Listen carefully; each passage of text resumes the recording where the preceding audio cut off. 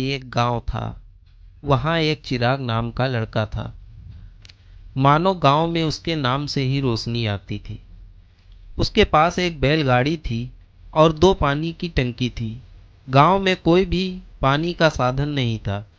गांव से थोड़ी दूर पर एक साफ पानी की नदी बहती थी। चिराग रोज सुबह अपनी बैलगाड़ी पर पानी की टंकी में पानी भरकर लाता और गांव के सभी लोगों को पानी बांट देता था, जिससे सभी लोग अपनी ज़रूरतें पूरी किया करते थे। वह पानी के बदले किसी से भी 1 रुपया भी नहीं लेता था, इसलिए गांव के लोग उससे बहुत खुश रहते थे और उसकी सारी ज़रूरतों के सामान उसे देते थे, जिससे उसकी सारी ज़रूरतें पूरी हो जाती थी। उसकी पानी की दोनों टंकियों में से एक टंकी में एक छेद था। इस वजह से रोज गांव पहुंचते पहुंचते उसके पास 1.5 टंकी ही पानी बच पाता था।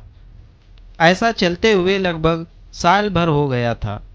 इधर जो टंकी सही सलामत थी, उसे इस बात का घमंड हो गया था कि उसमें किसी भी प्रकार की कोई कमी नहीं है, क्योंकि वो पूरा का पूरा पानी गांव तक पहुंचाती है।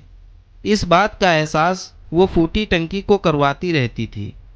बेचारी फूटी टंकी इस बात से शर्मिंदा रहती थी कि वो आधा पानी ही गांव तक पहुंचा पाती है और मेरे मालिक की मेहनत बेकार चली जाती है। फूटी टंकी ये सोचकर बहुत परेशान रहने लगी। एक दिन जब उससे रहा नहीं गया तो उसने चिराग से कहा, मैं खुद पर बहुत शर्मिंदा हूँ और आपसे क्षमा मांगना चाहती हूँ। चिराग ने पूछा, क्यों? तुम किस बात से शर्मिंदा हो? टंकी बोली, शायद आप नहीं जानते, पर मैं एक जगह से फूटी हुई हूँ और पिछले साल मुझे जितना पानी पहुँचाना चाहिए था उसका आधा ही पहुँचा पाई हूँ।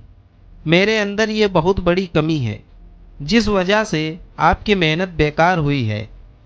चिराग को टंकी की बात सुनकर थोड़ा दुख हुआ, मगर वह बोला, कोई बात नहीं, कल तुम एक काम करना, जब मैं नदी से पानी भरकर वापस आऊँगा तब तुम रास्ते में पड़ने वाली खाई को दोनों तरफ से देखना। और अगले दिन जब चिराग पानी लेकर आ रहा था, तब टंकी रास्ते में पड़ने वाली खाई को देखती रही। तब चिराग ने फूटी टंकी से कहा, जैसे मैंने बोला था तुमने वैसा ही किया, लेकिन शायद तुमने ध्यान नहीं दिया कि जो खाई में खुशहाल जानवर और हरे भरे पौधे थे वो सब तुम्हारी वजह से थे। ऐसा इसलिए क्योंकि मैं हमेशा से तुम्हारे अंदर की कमी को जानता था और तुम्हारी वजह से जो पानी वहाँ गिरता था उसे वहाँ के पशु पंछी पीते थे और पानी की वजह से वहाँ खूबसूरत पेड़ पौधे निकल आए। आज देखो तुमने उस खाई को कितना खूबसूरत बना दिया है। अब तुम सोचो, अगर तुम में ये कमी ना होती तो क्या वो जगह इतनी खूबसूरत हो पाती? और जो टंकी साबुत थी, उस तरफ की खाई एकदम सूखी और बंजर पड़ी थी। वहाँ कोई भी पशु पंछी नहीं थे, इसलिए जो तुमने किया वो साबुत टंकी नहीं कर पाई। ये सब सुनकर फूटी टंकी बहुत खुश हुई और साबुत टंकी का घमंड चूर चूर हो गया।